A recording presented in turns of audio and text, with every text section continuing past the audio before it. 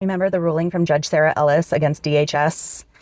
It was 233 pages long in Chicago over Operation Midway Blitz. She told Gregory Bovino that he needed to check in with her once a week. Heck yes, please hold that man accountable. She told ICE officers that they couldn't use a huge list of different crowd control weapons against protesters. Absolutely, put a leash on those guys. She said that their tactics shocked the conscience, and we all agreed wholeheartedly.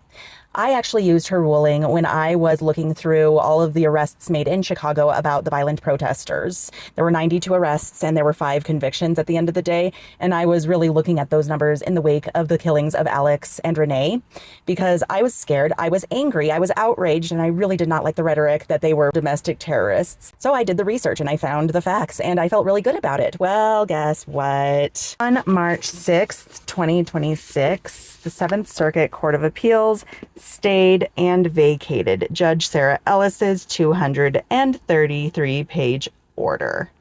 Ah, damn it. What that means is that they not only canceled the order, but they actually deleted it from the whole system. And the reason they said was because the order was too broad. It covered any and all violations and potential violations without really addressing specific laws broken. It was too prescriptive.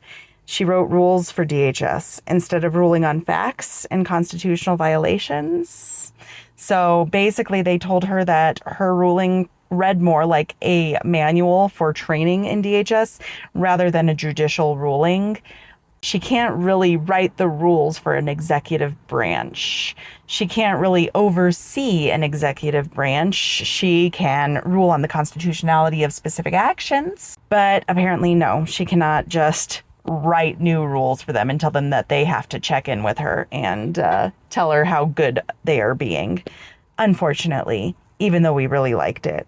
And the most frustrating argument for me was that DHS said that it's too late. We've already left Chicago, so these remedies are unnecessary. And the 7th Circuit Court of Appeals agreed. So that's what happened there, unfortunately. However, there are some silver linings that I want to talk about. So now I understood why the 7th Circuit wasn't going to accept her order.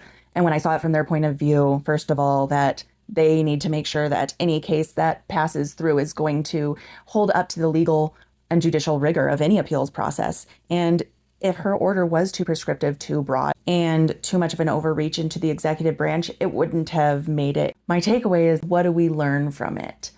And I want to get into that in a little bit, but first there were a couple of quotes from the 7th Circuit's stay order, and it's these 2 quotes. The 7th Circuit said, "Do not overread today's order. Our concerns about the substantial overbreadth of the district court's injunction led us to stay and eventually vacate it. But we have not concluded that preliminary relief is precluded." In other words, they are not saying that there isn't something that should be done, just that what Judge Ellis ordered was too much. Acting on a very compressed timeline, the district court has developed voluminous and robust factual findings. Those findings may support entry of a more tailored and appropriate preliminary injunction. In other words, they did not say that her substantial findings of fact were false. And in fact, a more tailored and appropriate preliminary injunction may pass the rigor of the Circuit Court of Appeals. So that's going to bring me to what we are watching for today. All right, here are the court cases that we are following.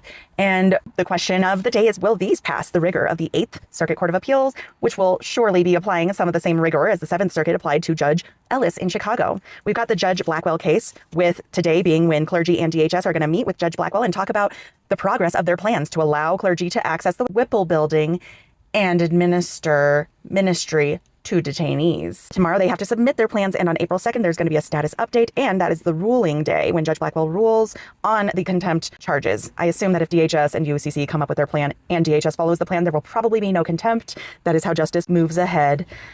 On April 6th, Judge Thunheim is going to be ruling on the civil and contempt charges in regards to Operation Parris, Fourth Amendment violations we were talking about.